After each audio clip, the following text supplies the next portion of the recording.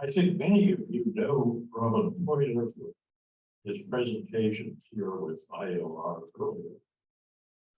I think most recently, the wonderful thing about Nigerian art, and of course you will remember the equally marvelous Congo exhibit at the Harn, for which Robin and Susan Cooksey were responsible. I think it's de rigueur to have sort of a CV. So I asked Robin where he did his studies along the way. And he has his undergraduate from southeastern Louisiana, which is located in his hometown. And then went on to the San Francisco Art Institute, and his total degrees are from Indiana University. And he's going to tell you about how he came to understand and love African art. And he's a world expert in this field, retired now from the University of Florida, as professor emeritus, but not idle. I believe he's still editing 2 academic journals, and he has another book on the way about Africa in Louisiana. Is that fair? We zapped that last book. Decided not to do it. Oh, all right. Well, I was premature.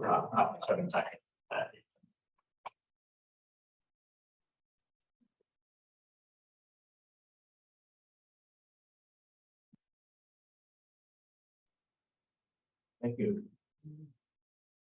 Can everybody hear me? Okay, good.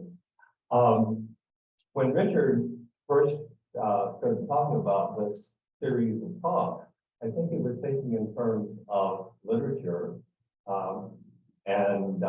It turned out that a number of the people that he was getting in touch with were talking about diaspora and relating Africa to what was going on this side of the Atlantic. In the end, he was still lacking another person. And so I said, well, you know, I did do the Africa and Florida thing, which primarily has to do with diaspora, linking Africa to a specific place on the side of the Atlantic. So he said, okay, why don't you do that? So this is sort of a personal story. You go ahead and put the slides up. I don't want to see.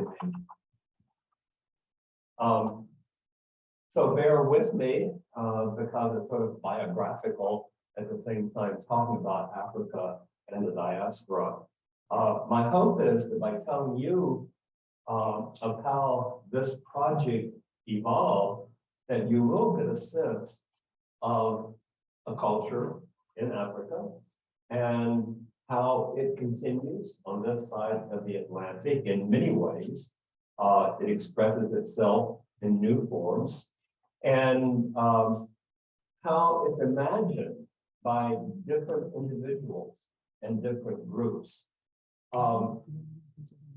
And also that this is something that I see it in one way, but there are many different ways that it has been expressed by different groups, and different phenomena have taken place over time. Here in Florida, we can note wave after wave of Africans and African descendants that have made an impact on our region. So, with that, let me see if I can.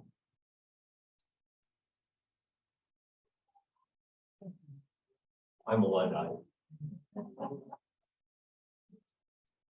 Those are all.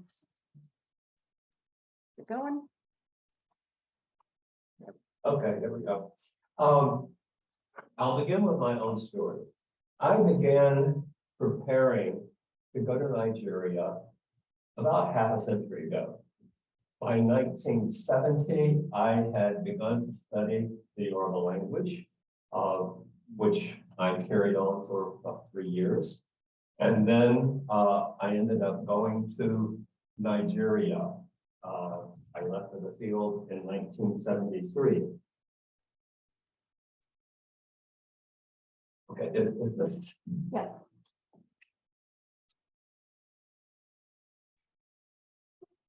I'll do it. For you. How about that? You just tell me when. Okay, I will think quickly. Okay. Okay. Quick, quick. When I arrived in Nigeria, it wasn't what I anticipated. I had planned on looking at art as an index to trace the history of the place where I went, the Kingdom of Owo. They supposedly had been founded from the Kingdom of Ife, but at some point they come in contact with the Kingdom of Benin, which are two major kingdoms. And I wanted to use art as a means of as an index of involvement with these different cultures and so on. So I was going to look at leadership art. Well, when I arrived, it was major pandemonium. The very day that we entered into the city, there was a protest that had taken place at the palace. There was a riot. A young man was killed. We had rented a house close to the hospital compound, and we heard wailing and screaming where the young man had been brought and his friends and families had followed. That night we heard gunshots, which wasn't connected to that event at all. It had to do with a wake that was going on and honoring the deceased. But we put them all together, and I was imagining the Mau Mau from the 1950s. Anyway, I discovered the terrible division in the community after one king had been dethroned and exiled, and another king had been installed. And the photograph that you see here is one that a local photographer gave to me from another protest that took place at the palace, where the supporters of the ex-king, the ex-Olowo, were petitioning at the palace to get their king back. There was terrible division in the community. So these carefully laid out plans that I had made over time about how I was going to go about researching this, the archival work that I had done, no good. So I was in a recovery mode. What was I going to do? What was I going to write my dissertation on? My topic had just sort of melted in front of me. So in this recovery mode, let's do another slide. I began to look at every aspect of culture that I could look at that had anything to do with visual. So I did research on textile traditions in Owo. Next. I looked into burial and commemoration service traditions. Next. We're going to go zap and zap, zap. Okay. I looked into masquerade traditions. Next. I looked into Owo festivals, and all of these are loosely connected with leadership, but not exactly how I intended to do my research. Next. So anyway, once I got back and decided on a dissertation topic, which had to do with commemorations, funerals, ancestors, those sorts of things, but I published on a lot of different things that had to do with Owo culture. Next. Oops. There. But at the same time, I was busying myself with other things. You might be familiar with a little book that Bahar sells called Spirit Eyes Human Hands, which focuses on the 1990s aspect of the collection of Bahar. Other books, mainly A History of Art in Africa, which is the primary textbook used. There was an edition that came out in 2000, was named to the best books of 2000 list by Library Journal. And then another edition came along later. There's a British edition and even a Chinese translation of it. So that took up a lot of my time. Next. Meanwhile, I had not really intended to bother with the diaspora. I was an Africanist. I came here to work with the Center for African Studies. I taught African art. I didn't teach diaspora art. However, every time I turned around, I was being confronted with the Yoruba diaspora. So in Cuba, there's Santeria or Lukumi. In Brazil, there's Candomblé.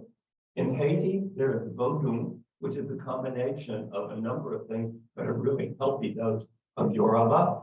And in Trinidad, there's Shango Baptist. And I don't think there's anything Baptist about it. It's all Yoruba. So Yoruba, and you can see the similarity in these different manifestations of Yoruba culture on this side of the Atlantic. Next.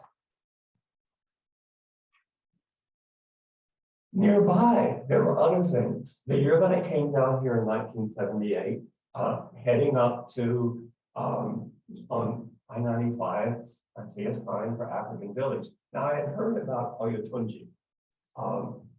Oyotunji calls itself the African Village, and it's really an attempt to live an African lifestyle. Adefumi was the king of the village. He had been a graphic designer and a dancer in Detroit from an African nationalist family. He moved to New York, flirted with various aspects of African religion because in the 1950s, he was totally put out with the way that African Americans were being treated in religion on the one hand and socially on another hand and every other way. So essentially he sort of withdrew. He went to Cuba and converted to Santeria. He came back and founded a group in New York City. He founded the Shango Temple there. He founded the Yoruba Arch Ministry, in which he was attempting to do away with all of his European-derived experiences and become totally African. He actually read treatises, anthropological works on the Yoruba to decide how to do this. Eventually, he did go to Nigeria, and he was crowned as king of Oyotunji by the Oni of Ife. So here's close by, it's outside of Sheldon, South Carolina. Next. And then even closer to home, in 1978, I think it might have been the first Fifth Avenue Arts Festival. I was walking down the street and I saw this man dressed in Yoruba clothing. I spoke to him in Yoruba and he responded to me in Yoruba. It turned out he was Baba Moshe Awowo, and he was a priest of Yoruba religion. He was also an artist, and he had been at Oyotunji village, where he was second in command to the Oba, or to Adefumi I. But they got in an argument, and he was exiled, and he came to Gainesville to set up. So there were any number of people associated with him already here. Next. Meanwhile, I also, in working with the collection of University Gallery, which eventually becomes the collection of our museum, I wanted to make a connection between things that were going on here in Florida and things that had been going on in Nigeria. So I did an exhibition called Thunder Over Miami. Thunder Over Miami was shown here at the University Gallery, and then it was shown in Miami as well. So I had gone down to Little Haiti, not Little Haiti, 8th Avenue to the area where Yoruba experience was really going on down there, and did a comparative exhibition using objects from the Harn Museum and the University Gallery and other institutions in this country, and juxtaposing them to objects from Miami that were used in Yoruba traditions. The cover of the little brochure is one that I took in Miami at a religious specialty store. And when you walk by this store, you assume that this was a Catholic store for any number of types of things. When you went in, you realize in the back room that all of these things have more to do with Santeria instead. So the photographs that I took sort of illustrated this point to some extent. That you look in the window, you see all of these images of Santa Barbara. And most people passing by would assume it was Santa Barbara. But I knew it was Shango. And other people associated with Yoruba traditions, and especially with Santeria or Lukumi, we know that it was Shango. Shango was a Yoruba king who, when he died, was merged with the thunder god. So he is the Orisha of thunder and lightning. There are a lot of things where Santa Barbara iconography and stories merge with Shango. Both of them have yellow and white as their colors. Shango with the king, Santa Barbara is shown with a crown on her head. Votive images of Santa Barbara show lightning in the background where her father was being zapped by God. But Shango was the god of thunder and lightning.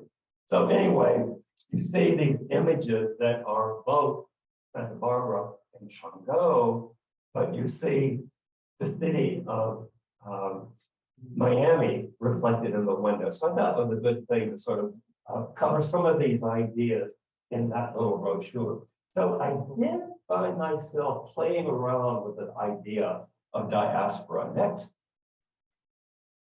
Then, here in Alachua County, I met Baba Onamamiero Oveye, who was a priest and an artist who lived in Archer, who had a compound in which he had a shrine to Obatala, who had shrines to other Yoruba deities. He had converted to Yoruba religion at Oyotunji. He had gone to New York then he went to Los Angeles. Then he ended up here because he had two of his godfathers here. One of them was the man that I showed you that I saw in the Fifth Avenue Arts Festival. The other one I eventually met as well. Anyway, I began talking with him, visiting him, and so on. Then I had a colleague who was teaching at USF at the time, and she had her students look at various visual art forms in Tampa. And they did a little exhibition called Behind the Mask, Africa in Tampa. Next slide.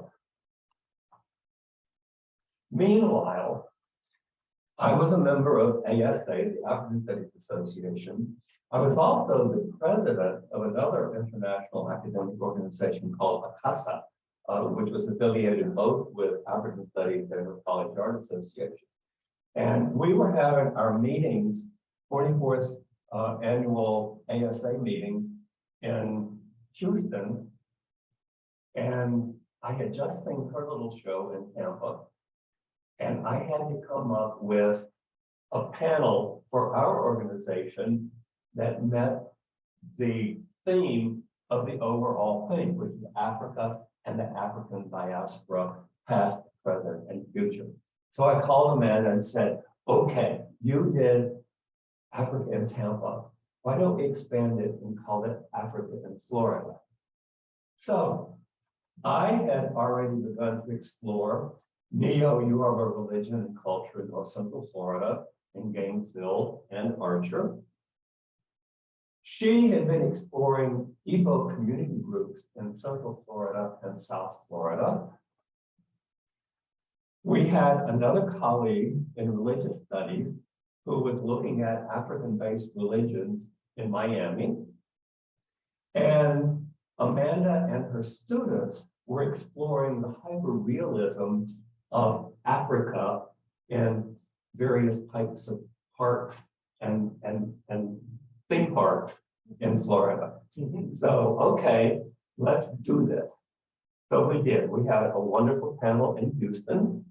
And also cognizant of the fact that in just a few years, we were going to be celebrating the Florida quincentennial, where Spanish visitation would be celebrated, where European visitation to Florida would be celebrated.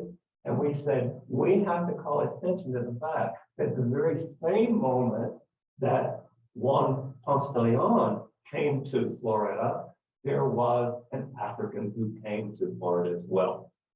So Juan Garrido was an associate of Juan Ponce de Leon. He had been an assistant of his when Ponce de Leon was governor of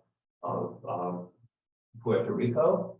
Columbus's son wanted to be governor, so Ponce de Leon was sort of kicked out, and he wanted his own island. And he had heard that there were some other islands up, this way. So in 1513, he and Juan Garrido visited the east coast of Florida and went back to Puerto Rico. 1521, they came back again with the idea of settling in Florida. However, Ponce de Leon died. So Juan Garrido associates himself with Cortez. He went with him to Mexico. We know quite a bit about Juan Garrido because it was sort of like he wrote a grant proposal to the King of Spain and included his CD. He outlined what he wanted was a pension.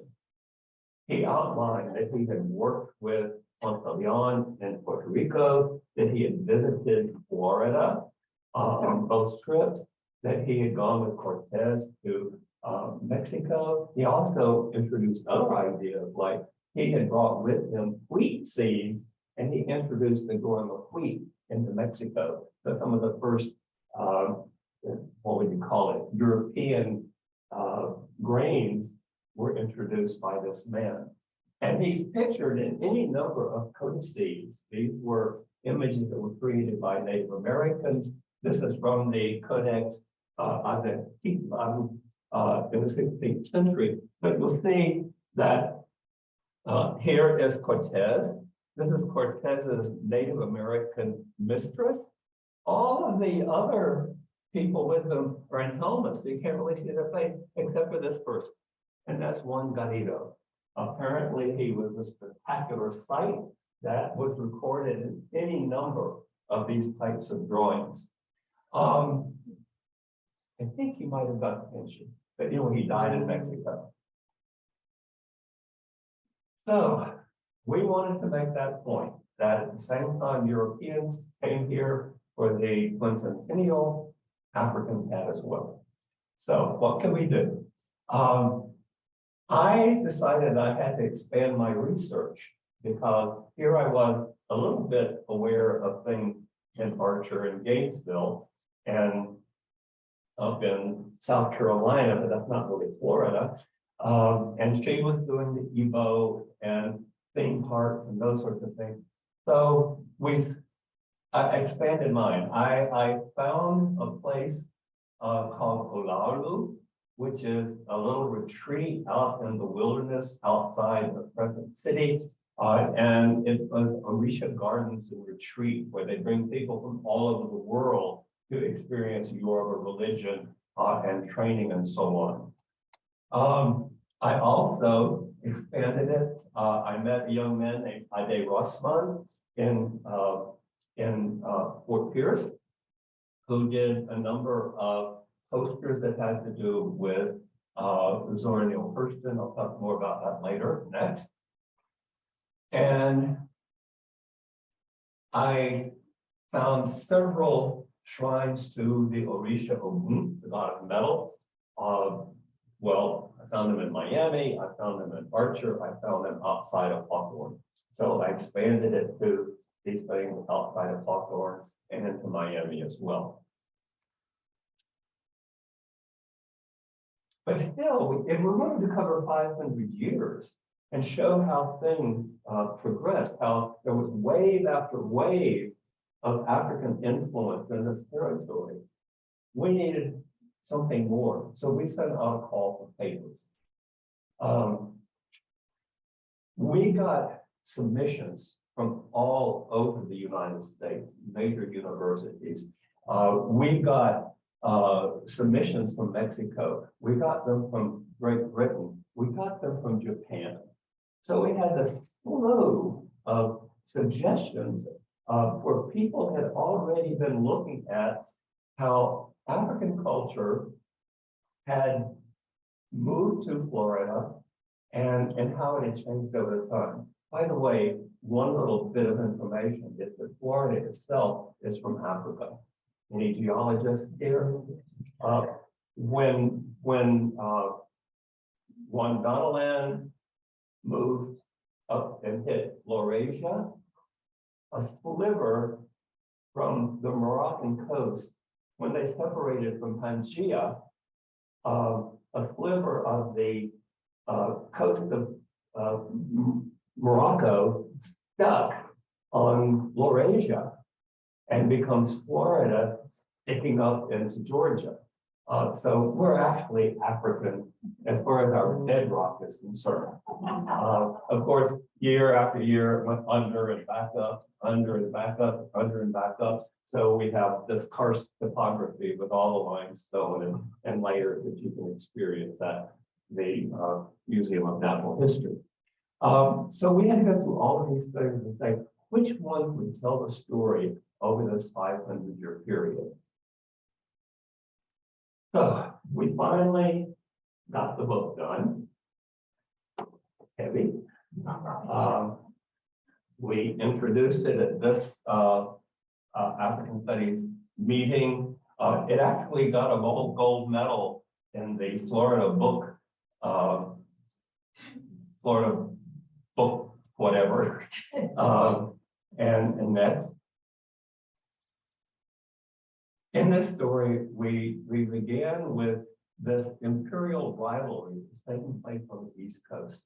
The British, the French, and the Spanish all claim all of this territory. You're all familiar with the fact that Spain had established themselves in St. Augustine and eventually built the Castillo de San Marcos.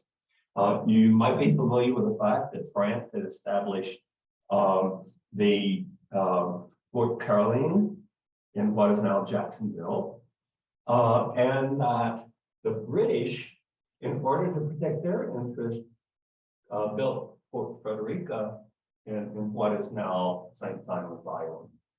They had to fight off the Spanish who were coming up that way. The Spanish had to fight off the British and the French. Are you familiar with the date 9/11? Okay, on 9/11, the Spanish decided they were going to go up to Fort Caroline and decimate the French. Same time, the French were going to come down and decimate St. Augustine. The Spanish were successful. They wiped out Fort Caroline. The French got blown off course in a gale and ended up down at Matanzas Inlet, where when the Spanish got back, they were told that they were down at this Matanzas Inlet and went down and did away with them. So that sort of gets rid of the French. Now you have this the Spanish and the British, and the sort of permeable boundary between, well, the boundary didn't really exist. Next. So here is a diagram that I found online that shows the various ways that these things have acted. It's not the best diagram, but you get a sense of the fact that they were all claiming that the other person's territory was their territory. Sounds like Ukraine and Russia in a way. But anyway, I noticed that the difference between the British areas and the Spanish areas treated people of African descent. In the British areas, you very seldom ever find a free African until it becomes an American area. Also, there was an attempt to thwart continuity of ethnicity. They didn't like a huge group of Yorubas or a huge group of Congos or a huge group of anything else. They liked them sort of sprinkled about so they couldn't communicate with each other and would have to depend on the English language to get along. And there were very few records. In the records that we find, there might be a will. For example, I found some ancestral wills in my family where Isabella and her children will go to this family member, and Joe will go to this family member, and those sorts of things. So they were just first names. They were just things to be inherited. However, and there were a few records of that, except for those types of wills and maybe a slave sale or something like that. Whereas in the Spanish territory, there were both free and enslaved Africans. About 12% of the military in St. Augustine were free Africans, but there also were enslaved. But they treated the enslaved a little bit different than they were treated in the British territory. There also was recognition of origins of these people. And we find that in the records where the ethnicities of individuals are referenced in baptismal records, marriage records, and death certificates. So, so-and-so, born in Angola, was married to so-and-so of Carabalí origins, and those sorts of things. Next. So this eventually leads to an African town that you might be familiar with.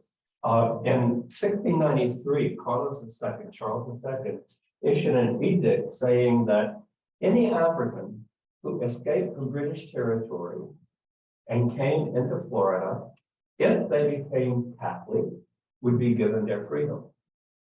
Now, the thing is that many of those people were already Catholic because the Kingdom of Congo, the king had been baptized in 1491, and then for several hundred years, it was a Catholic kingdom, a Christian kingdom. So many of the people who were over here in British territory, they had been brought as enslaved workers, were people with names like Antonio and Isabella and so on. So as far as they were concerned, when they heard about this, they said, well, they're practicing the true religion there. Let's go down there. We'll be free and we can be Catholic. So there were many attempts to come down here. And in 1738, there was an African town established 2 miles north of St. Augustine. And you might notice in this old book, old map here, that here's St. Augustine, there's the fort, there is an Indian town just to the north of Gates, and then 2 miles out is the Fuerte Negro. Here, there were many different people from many different parts of Africa that were living freely, but at the same time, they were sort of a buffer against British coming into St. Augustine. So we not only have those people coming in along the Atlantic coast, there are other groups of people that are coming in from what becomes Georgia and Alabama, which are Georgia and Alabama, moving down in here. Now, the Seminoles are not originally from this area. They were Creeks. And when the Temucans and other groups had died off or had been taken to Cuba, they sort of filtered into this area. And along with them, there were Africans who came as well. And they lived symbiotically. So the Seminoles included both red Seminoles and black Seminoles.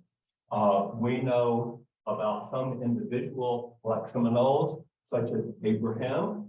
And this is the town where Abraham lived. Some refer to it as Abraham's town. It's otherwise known as Palakataha, This image of Kalapakaha was done during one of the Seminole Wars, in which his town was burned by American soldiers, and very proudly blazoned to the American public. We see other ways that this early period is manifesting different aspects of African culture. So we have many different ethnic groups that are coming in, and including Congo peoples. This is a St. Christopher's medal that was excavated at Fort Mose. And you can see St. Christopher over here with the Christ child. I would imagine in their minds that this was somewhat reminiscent of Anthony of Padua, who was the patron saint not only of Portugal, but also the Congo Kingdom. And images of St. Anthony of Padua often show St. Anthony holding the Christ child. So here's St. Christopher carrying the Christ child across waters. That might be significant itself, carried across waters. You had to get across waters to get down to Fort Mose. But then on the back of it, there's this compass, north, south, east, and west. And that coincides with an idea that is very much a part of Congo traditional religion and Congo Christianity. This is a thing called the Dikenga. And it's a symbolic thing that was used for hundreds of years in Central Africa, and also by many Africans who would come to this side, a cross formed within a circle often. Several things are going on in this, philosophically, religion, and so on. You have a cross, and you have a circle, and then you have 4 points. These can be the cardinal directions, but it's also where the sun rises, the sun at noon, the sun at sunset, and the sun at midnight.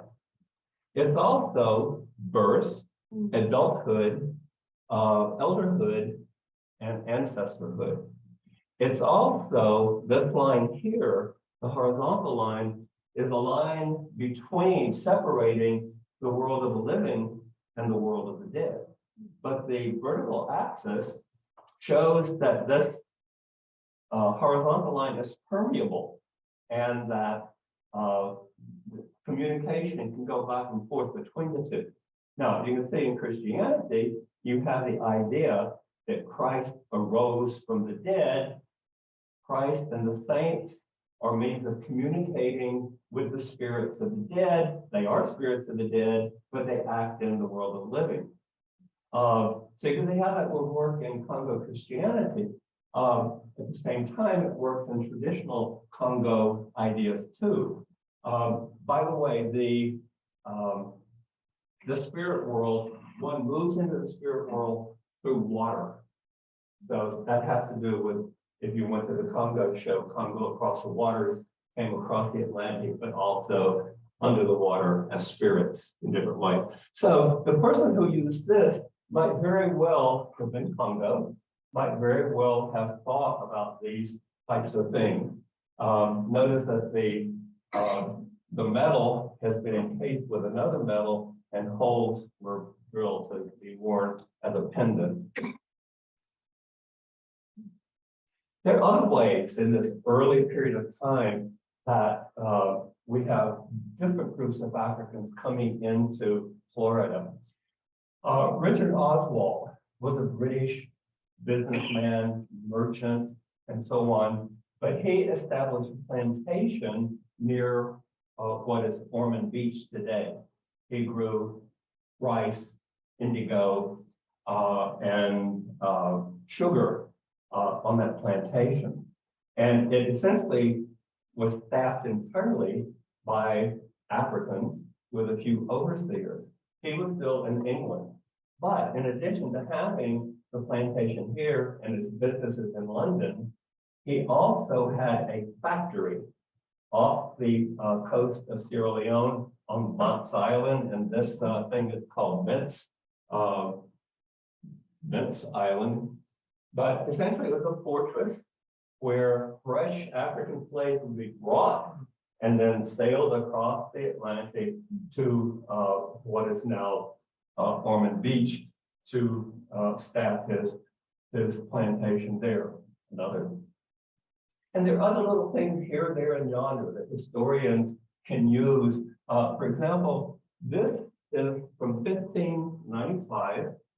It's a baptismal record, supposedly the first record of an African being baptized in what is now the United States of Florida. So notice 1595, what were the British doing? They were still playing somewhere else. So we have those types of records. But then later on, when it comes to the United States, there are other things that tell us that there are people who were fairly fresh from Africa still being used. So we've seen all of these reward things for runaway slaves. Notice that in this one, we're talking about a man named Charles. He doesn't have an African name. He doesn't have a last name. He's just Charles. We know that he's about 40 years old, that he's very black. He's about 5'9". Those would be important, I guess. But then notice that he has African marks on his face from his native country. We don't know what that country was. We don't know what kind of marks they were. With the British and the Americans, they just said Africa. Next. There were interactions among many different groups of people. I already talked about Abraham. By the way, in that, did I show a picture of Abraham? Yes. Okay. Okay, I think I have another picture of it, so we'll hold on. Anyway, one art historian who specializes in Native American materials has done work on Seminole beadwork and the influence of different African groups when they came down here into Florida. First, there was more of a Congo influence. So he was able to show that certain patterns of design in early Seminole beadwork were comparative to certain Congo patterns and things. And then later on, there are more Yoruba peoples in the 17th and 18th century. There were great wars in Yoruba land, and they were brought here and to the Caribbean in great numbers. So there are greater numbers. One type of artifact used among the Yoruba in Nigeria is a diviner's bag. A priest to Orumila, the god of divination, is a bag that can contain certain materials, and it's decorated with beads, trade beads that are sewn on. And about the time that we have this influx of Yorubas, then the Seminole bandolier bag changes patterns. So again, you have the idea of a leader carrying important materials in a bag, here a leader carrying material in a bag, and the patterns and designs carry somewhat similar forms. Okay, this is the image I was thinking about. So we know of about 11 African towns that were established in Florida. And notice that most of them were right here in our own area. In fact, the Seminoles were mostly in our area until the Seminole Wars, when they were driven from the south, and the Black Seminoles were essentially done away with. So we talked about Fort Mose up there, number 1. Number 11, you might have heard about the Negro Fort. There was a movie made about it several years ago. But then notice that Bucker Woman's Town is down here. Here's Abraham's Town, number 9, that I've already mentioned. Boggy Kettle Island is there, but most of those others are right around there, just a little bit south of us. So notice that down here, way south, there's one called Angola, which of course is named for the country. Well, it was a kingdom at that period of time, it wasn't a country yet, but also known as Sarasota. The people from there eventually left and went over to the Bahamas. And this picture here, this is Billy Bowlegs from Bowlegs Town, number 8 up there, out closer to the Gulf, and his entourage that went to Washington, D.C. But in going to Washington, D.C., they needed an interpreter.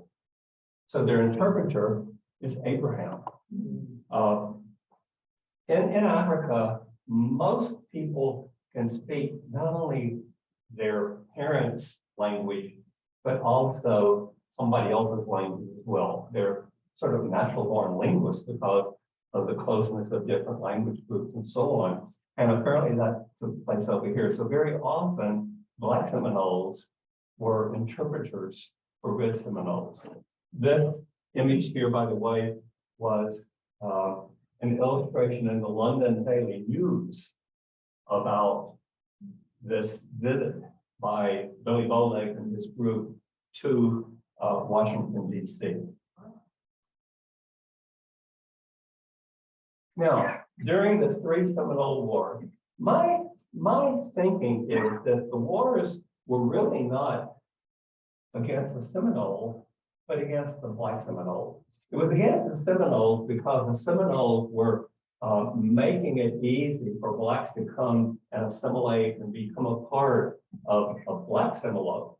So even while this was Spanish territory, the Americans were coming in to fight the Seminoles because they were a beacon to enslaved people in what was now American territory to come over into this wilderness that was Florida. Remember that by this time, the Pamukkans, the Calusa, the Appalachians had all sort of disappeared. So this was a no man's land, and the Seminoles moved down here, and African slaves, enslaved people moved down here as well.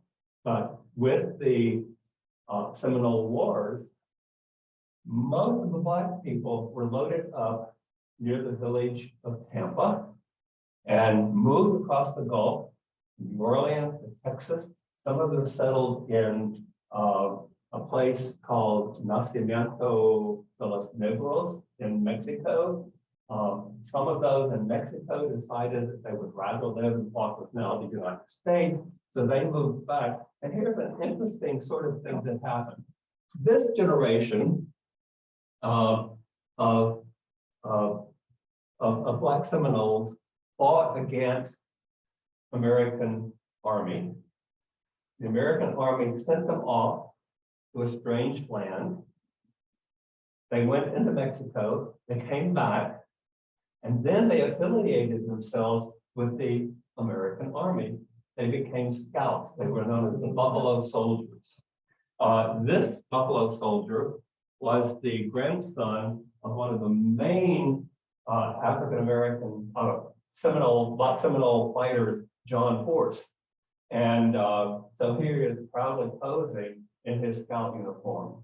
My understanding is they were called Buffalo Soldiers because the Native Americans thought that their hair was like the hair on buffalo.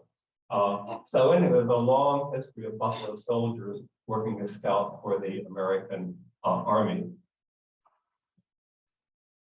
Now, we have all of these groups coming in from here, there, and yonder into Florida, but we also have people leaving Florida and going elsewhere. I mentioned that the Angola group, when it became part of the United States, they skedaddled and went down to the Bahamas, where we know some of their descendants, and they still claim kin to their Black Seminole ancestry. But I chose this map because it shows that the Gulf is really a cohesive area, all Spanish. The Yucatan Peninsula, the Veracruz Coast, Texas, Louisiana, all of that at one point was a part of New Spain or these other designations. And in 1763, when the Treaty of Versailles was signed, and the Florida was given to the British, the Spanish took most of their people from along in here and moved them to Cuba. That included a number of Timucuans who had associated themselves with the various Catholic missions going over to Pensacola.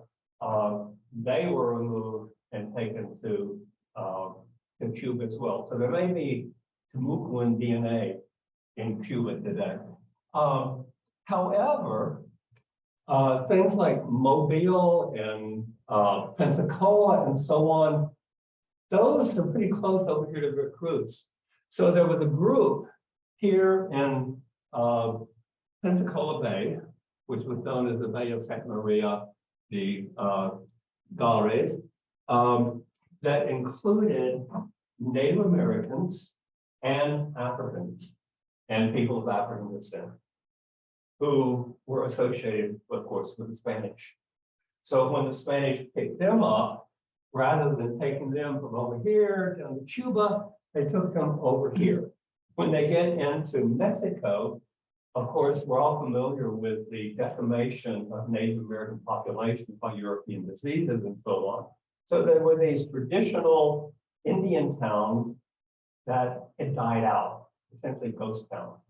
So this group from Pensacola were moved to a place called San Carlos, and they were considered then to be Indians. It was called an Indian town. So they were Black Indian, Red Indian, but they were all just Indians. An interesting thing is that one of the presidents of Mexico comes from that town, so you might actually have ancestry in Pensacola and Africa. Next. Another fascinating thing about this period of time is when Florida was still in Spanish hands, you could still sell slaves around the United States, but you couldn't import new slaves.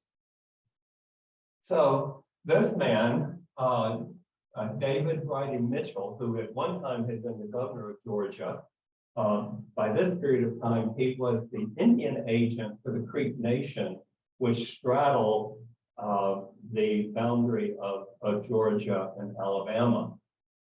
There were fresh slaves that were being brought into San Bernardino, Amelia Island, and so on.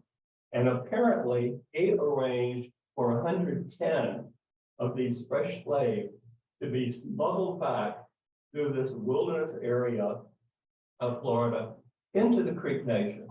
Then from the Creek Nation, they were sold into Georgia and Alabama. Now, he was never found guilty of this.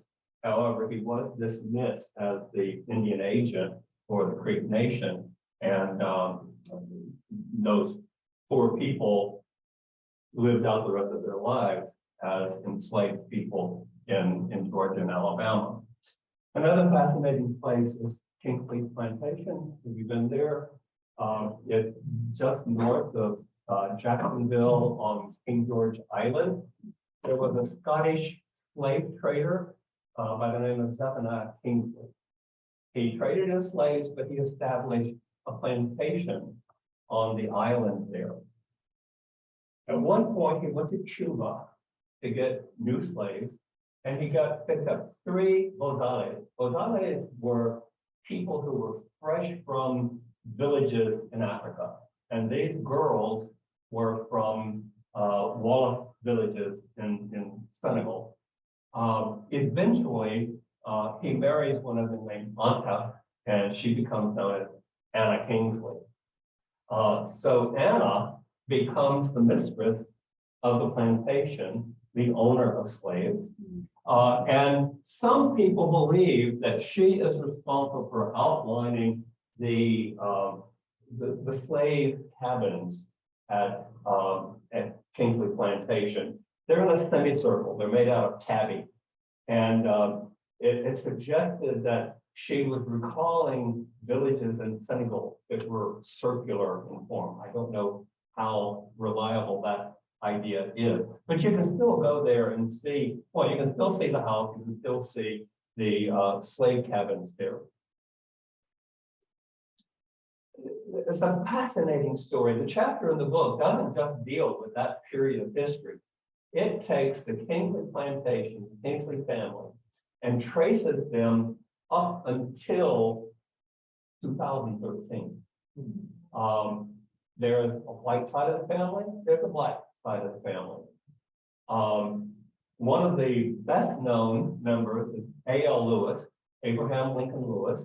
He married one of the granddaughters, and he became a major economic force in Florida. He was one of the founders of the Afro-American Insurance Company that was in Jacksonville. I think it's now in Atlanta. But a real mover and shaker. One of the things that he did was he founded American Beach.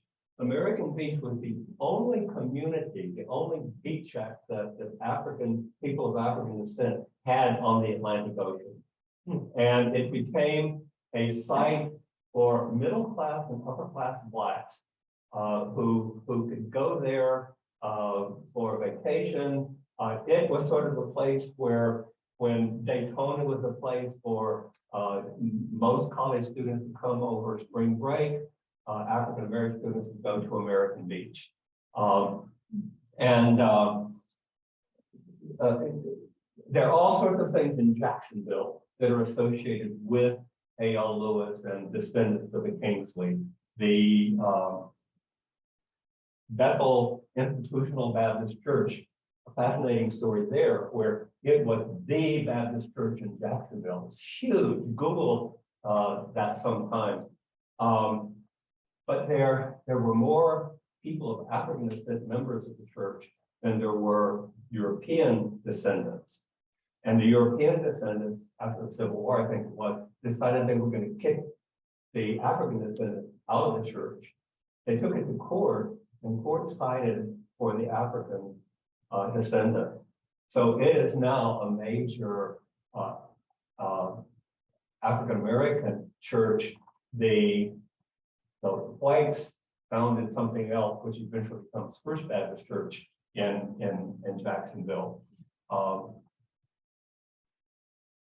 This thing of interconnection back and forth. In the 19th century, there were all types of movements from the United States to Africa, and Africa to the United States. These three people here were all born into slavery. Marcellus Moore outside of Quincy, Abram Grant outside of Lake City, Lulu Fleming outside of Green Cove Spring on Fleming's Island. They all became educated after the Civil War. And both of these men, at one time or another, served as the African Methodist Episcopal bishops to Sierra Leone and Liberia. Lulu was the first female missionary to Africa, sponsored by the American Baptist Association. She went over there and worked. She got sick. She came back. She got medical training and went back as a medical missionary to Congo. This is sort of the flip side of the story. I think it was a Baptist mission that was working in Sierra Leone among the Mende peoples. And Thomas Messiah Tucker was this kid who was perceived as being brilliant. So he was brought to Ohio to, having the senior moment. Oberlin. Oh, it's probably up there, isn't it? He was taken to Oberlin College, where he received a BA. Then he went to New Orleans to a black school and received a law degree. He worked as an attorney in New Orleans. Then he came to Florida, where he practiced law. And then he was asked to be the principal of this new school for African American students. So essentially, he becomes the first president of FAMU. So he's from Africa, first president of FAMU. There are other ways that African visual culture is expressed. This image and this image are from Congo. These are the Congo cemeteries where individuals would be buried. Things that they had used in their lives would be placed on their graves. Bottles and shells would be placed on their graves. And there would be an accumulation of materials referred to the lives that they had lived. We find the same sort of thing in many Black cemeteries in the South. Here in Gainesville, one of the major cemeteries out on Fourth, I'm missing its name right now. But anyway, there's a black side and a white side. And the graves are distinctly different. Some of them are very similar, but you'll see things like this on the black side. Notice the conch shell, and there might be bottles and dishes and objects that the individual owned or used during their lifetime. So there becomes an accumulation that tells a story of their lives. Remember the Congo Vikenga diagram that I showed you earlier. That's another thing that's very obvious in many very old African-American cemeteries. Sometimes it manifests itself as a Greek cross or a Latin cross, but sometimes it becomes a tall cross. So these are 3 graves from up in the Panhandle near Tallahassee that have tall crosses. So again, you have the division between the living and the dead, and then the spirit world underneath that. So those are some things that are manifested in many, many different ways in African-American cemeteries. Now, we had not only missionaries going from here to there, but we had African missionaries coming here. You're all familiar with Marcus Garvey and UNIA. Well, he had adherents all over the Caribbean and the United States and in Africa. One of his followers was a supposedly an Ashanti princess by the name of Laura Adoko Kosi.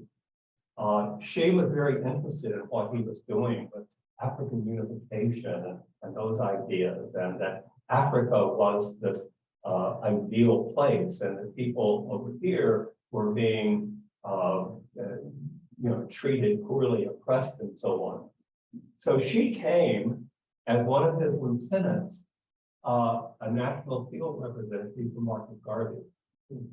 Now, eventually Marcus Garvey was in prison, and there were many of his followers who thought that she was making a move to take over. And so there was sort of division in UNIA. Meanwhile, she had established a church in Jacksonville called the African Universal Church. We still have a 25-acre campus there, and there's still churches all along the Panhandle and Georgia and Alabama that are part of this AUC group. Anyway, things got so bad, she went to Miami to a conference, and those who were against her assassinated her. Now, before she was assassinated, she had prophesied that if she did not continue, that there would be a representative from Africa who would come to take over her work. Now, while she was in Miami, apparently, this young man from South Africa, Eli Nyongolo, arrives, and then he takes over the ministry after that. So they're both sort of, I guess you'd call them saints of the AUC church. I was going to show you this. Just flip it on. It's just momentary. I have no idea what time it is. Sorry. Will it work? Oh, yes. No, okay, sorry. There's essentially a musical. I can send it out to everyone as a link. Okay, it's just an advertisement by the church for this musical celebrating her life. So it looked like something to be on Broadway, but I think it's Jacksonville. You're all familiar with Sword Neil Hurston. I'm way over time already, but anyway, there's one of our British authors who takes Zora to task for claiming barbecue for Africa, when actually it's both Native American and African. When Columbus came to Hispaniola, they arrived in an Indian village, all the people skedaddled, and they found this wooden contraption that had different types of lizards and animals sort of roasting on a smoking fire. And Columbus's men ate it and went off, but it was called barbacoa. So that's Kara or Taiwo, Taino language or whatever. This is from this area over towards further to the east. At Fort Caroline, there was an artist, the name of Jacques Lemoine, who came out of the Mukwan area and recorded everything there. But this is, and then his drawings and paintings were published in Germany in 1591. Some of the first Native American imagery published in Europe. But this is one where we see essentially the same idea of barbacoa, where the Timucuans have a spit, not a spit, a rack in which these various game animals are placed to slow roast over a fire. Next. That picture's in every Florida history textbook. Okay. Okay. Ade Rossman was a young man that I met in Fort Pierce. He's from Trinidad. His family moved him when he was a kid from Trinidad to one of the boroughs in New York. He went to art school. He was inspired by comic artists and all sorts of graphic designers and so on. Somehow he ended up in Fort Pierce. But before that, he had involved himself with Yoruba religion and changed his name to Ade, which is a Yoruba name. Once he was down there, he became acquainted with the history of Zora Neale Hurston, who had retired and died in Fort Pierce. So there is a Zora Fest there every year. One year during Zora Fest, he had this band, and he had made this painting that he put on an easel where his band was performing. And the keynote speaker for Zora Fest happened to go there, saw the picture, told the Zora Fest committee that the next year when they did Zora Fest, they had to get this young man to do the poster to advertise it. So he couldn't do it. I think he did 9 of them. Oh. So you can see the history of graphic design and comic book art and all those different things. But he traces her life. Here's her life in Eatonville, where her father was the minister of this uptight Victorian-looking mother or stepmother, and so on. And then he followed her to Howard University in DC, where she's educated and writes poetry and essays and stories. Then he followed her to the Harlem Renaissance, where she was a major star in the whole Harlem Renaissance as an anthropologist, but also as a writer. Here she is doing field work among turpentine tappers in North Florida. Notice a little sort of that T model that she was playing around in at the time. Follows her to Jamaica, where she did field work there. These 9 images are now framed as part of the Zora Neale Hurston Branch Library in Fort Pierce. But one of the things that he talks about is the Africa that is far away and the Africa that is near. He realized in researching her work and in his own life, where he had tried to convert to Yoruba religion and was looking to Africa for Africanism or an African way of life, he realized that his grandmother had been an herbalist in Trinidad, that she went out into the woods and collected herbs and barks and leaves and roots to heal people. That's African. He went to New York and lived in a Caribbean neighborhood in New York. And he saw all sorts of African things taking place there. But it was coming down here and investigating Dora Neale Hurston's work in order to make this series of posters that he realized that he had been living African nearby, and he didn't have to go to Africa to experience it. Next. Okay, I'm going on much too long, so I'll just very quickly that there are all sorts of things that come in that bring Africa from the Caribbean into here. We've already talked about Santeria, Vodou, and those sorts of things. There's another group called Abakawa. Abakawa is based on a men's organization in what is now the Cross River state of Nigeria. And they brought masking traditions to Cuba. This is a painting that was done in 19th century Cuba that shows a group of Abakawa men. Notice the different costumes here that relate to Africa, but especially notice this one with the pointed headdress. This is one called Ireme. This is in Key West, a painting that was done in 1918. But notice that there are three Ireme figures here, here, and here.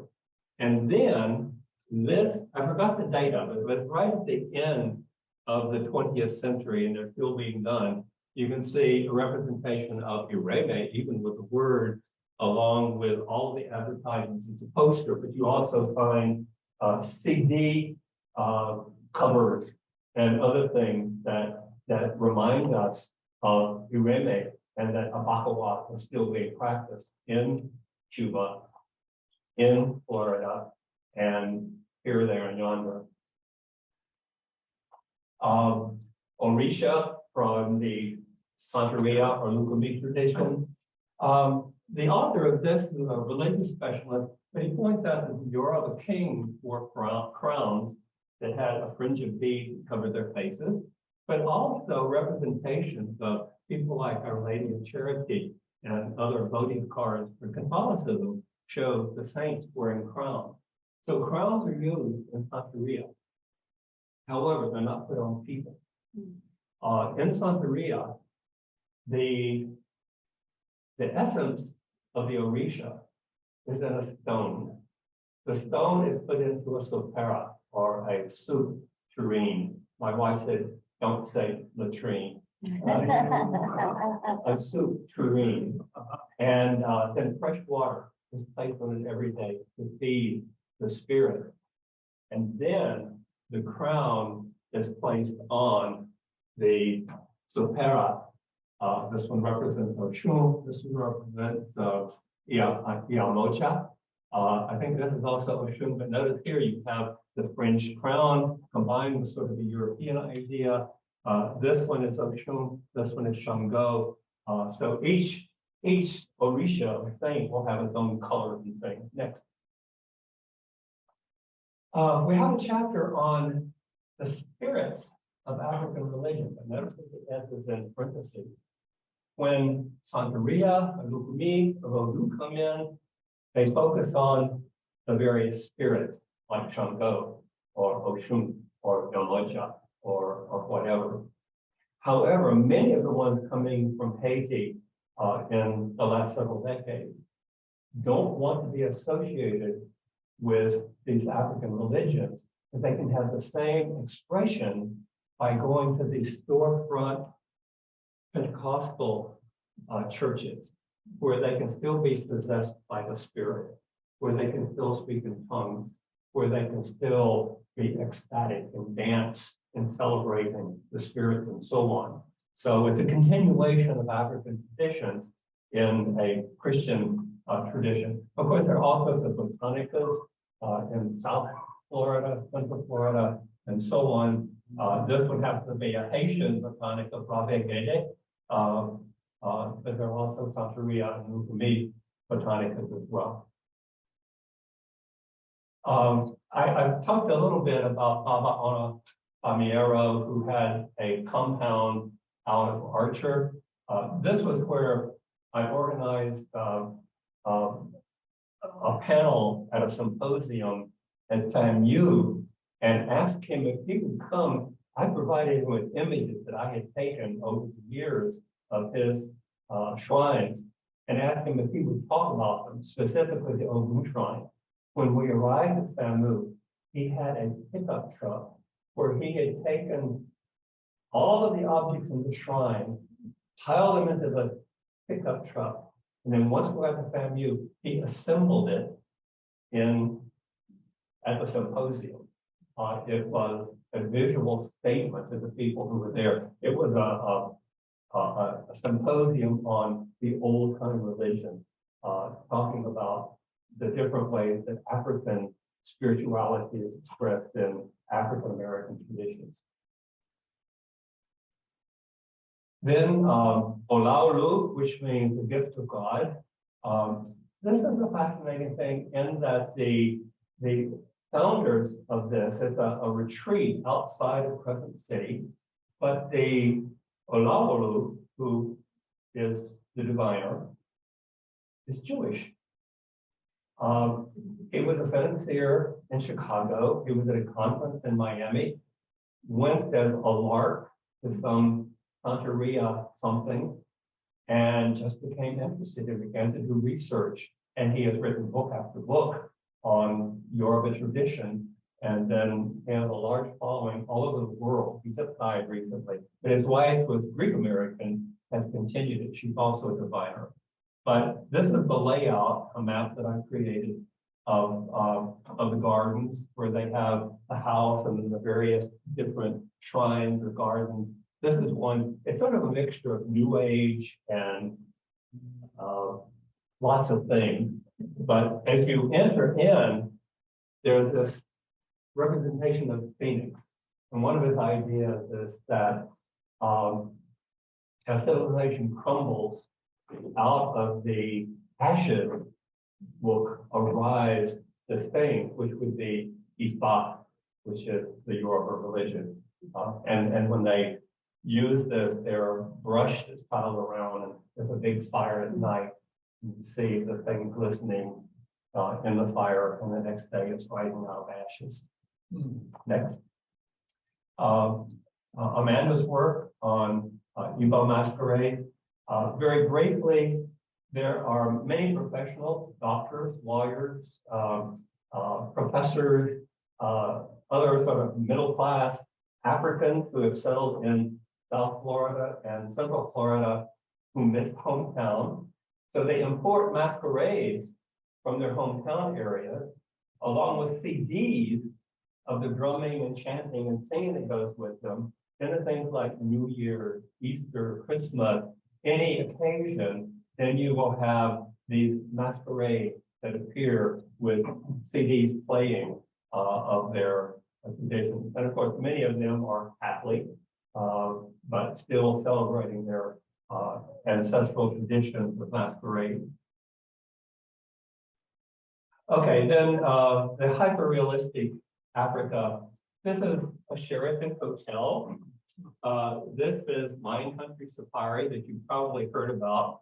This is a putt-putt course, and this is Africa USA. So different manifestations of sort of mom and pop theme parks beginning right after World War II had sort of an African vibe to them. And then the next, in the Dark Continent, I'm sure you've all visited there. The dolphin show here is inside a Western Sudanic mosque. And then here you have every manifestation of African stereotype that you can imagine.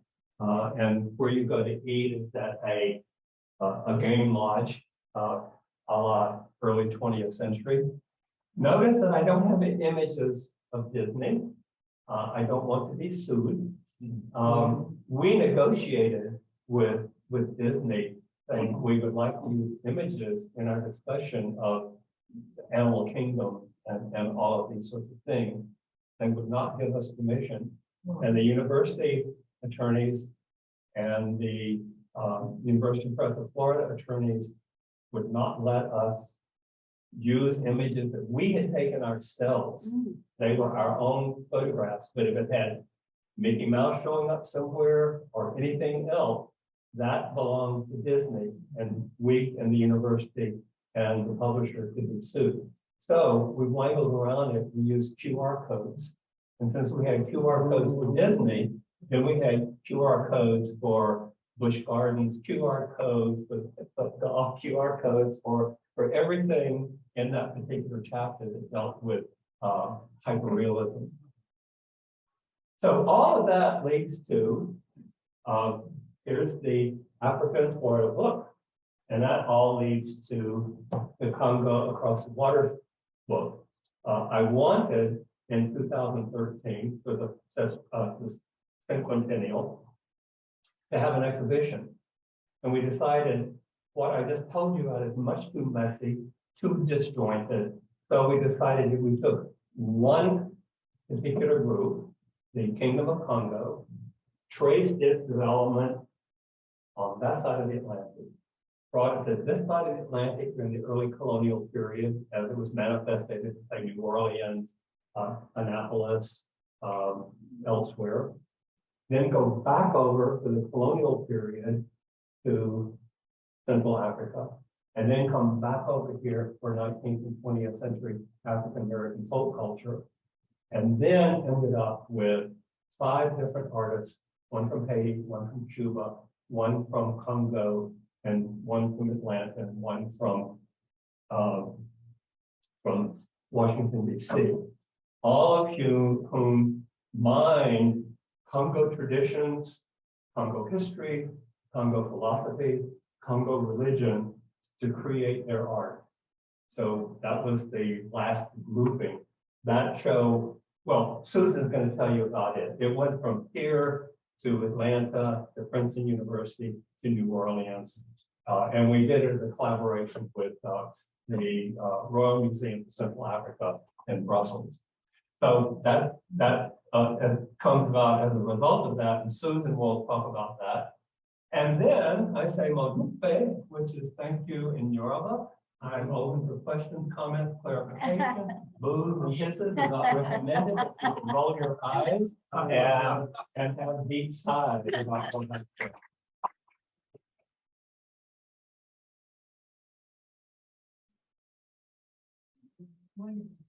Thank you.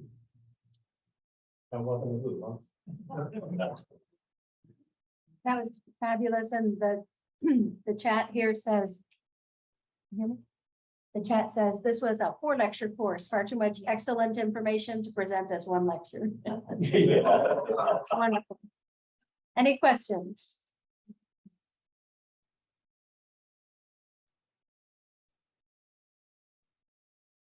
Super presentation.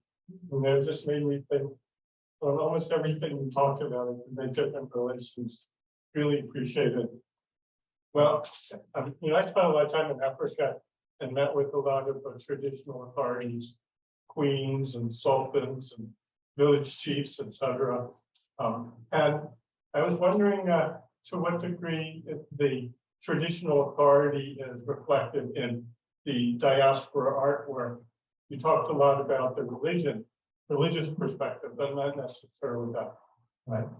Well, of course, when people were enslaved and brought here, they couldn't establish their leadership tradition, but they carried within them their ideas about the organization of the spirit world and their experiences in religion, and whether their religion was one that was ecstatic or, more philosophical or whatever. So they could bring that and easily establish it in the Caribbean, especially in the Caribbean and in Brazil, because those from Europe realized immediately that in Catholicism, which existed in those places, you had Jehovah God, but you had Olorum, the Lord of Heaven, and you had Obatala, who was second in command, and you had Jesus, who was second in command.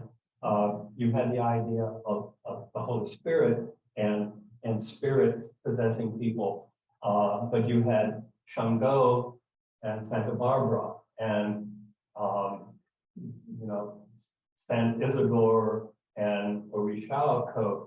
And there were all different ways that these connections could be made. Very often it had to do with the function of the saint was similar to the function of the Orisha, but it also had to do maybe with color symbolism or with visual symbols and so on. So those connections were very easy. And of course, the people in some instances were forced to become Catholic, but they could go to church.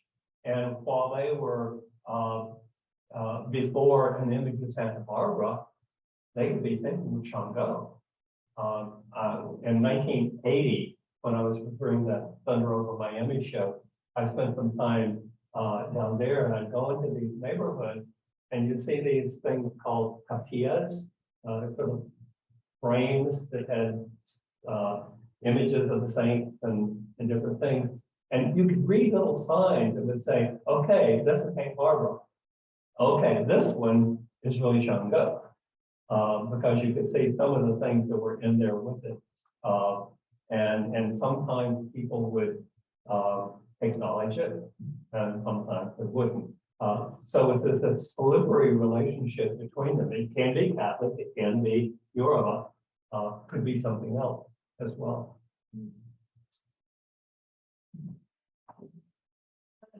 What a delightful presentation, Robin. Thank you so much. And I just have one quick question.